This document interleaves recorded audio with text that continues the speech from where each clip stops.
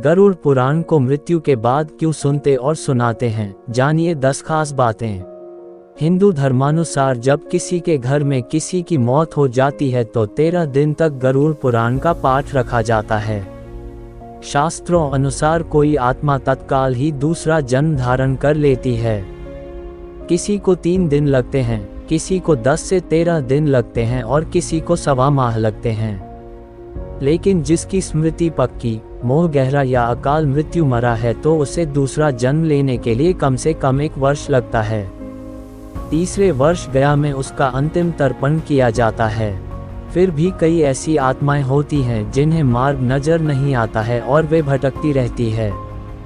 आओ जानते हैं कि मृत्यु के बाद दिवंगतों के निमित्त क्यों रखा जाता है गरुड़ पुराण का पाठ। गरुड़ पुराण क्या है? एक बार गरुड़ ने भगवान विष्णु से प्राणियों की मृत्यु, यमलोक यात्रा, नरक योनियों तथा सद्गति के बारे में अनेक गूढ़ और रहस्ययुक्त प्रश्न पूछे। उन्हीं प्रश्नों का भगवान विष्णु ने सविस्तार उत्तर दिया। ये प्रश्न और उत्तर की श्रृंखला ही गरुड़ पुराण है।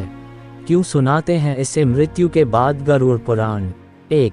गरुड़ पुराण में मृत्यु के पहले और बाद की स्थिति के बारे में बताया गया है, इसीलिए यह पुराण मृतक को सुनाया जाता है।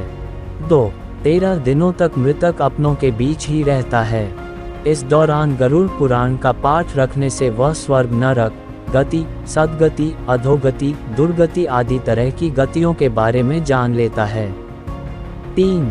आगे की यात्रा में उसे किन किन बातों का सामना करना पड़ेगा, कौन से लोक में उसका गमन हो सकता है, ये सभी वह गरुड़ पुराण सुनकर जान लेता है।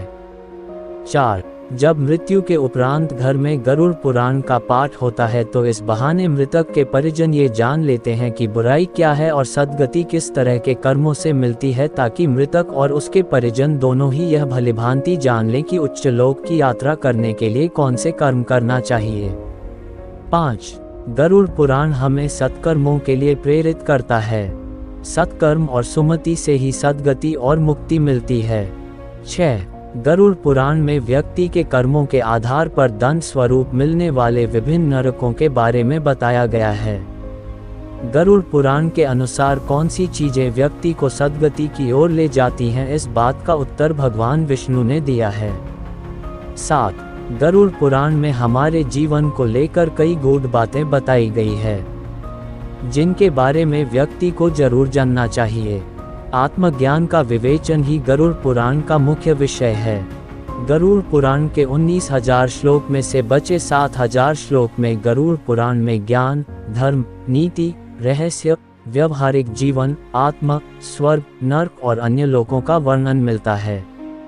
8 इसमें भक्ति, ज्ञान, वैराग्य, सदाचार, निष्काम कर्म की महिमा के साथ यज्ञ, दान, तप, तीर्थ आदि शुभ कर्मों में सर्वसाधारण को प्रवृत्त करने के लिए अनेक लौकिक और पारलौकिक फलों का वर्णन किया गया है। ये सभी बातें मृतक और उसके परिजन जानकर अपने जीवन को सुंदर बना सकते हैं। 9. इसके अतिरिक्त इसमें आयुर्वेद, नीतिसार आदि विषयों के वर्णन के साथ मृत जीव के अंतिम समय में किए जाने वाले कृत्यों का विस्तार से निरूपण किया गया है। 10. कहते हैं कि गरुड़ पुराण का पाठ सुनने से ही मृतक आत्मा को शांति प्राप्त होती है और उसे मुक्ति का मार्ग पता चल जाता है। वह अपने सारे संताप को भूलकर प्रभु मार्ग पर चलकर सद्गति प्राप्त कर या तो पितरलोक में चला जाता है या पुनः मनुष्य योनि में जन्म ले लेता है। उसे प्रेत बनकर भटकना नहीं पड़ता है। धन्यवाद।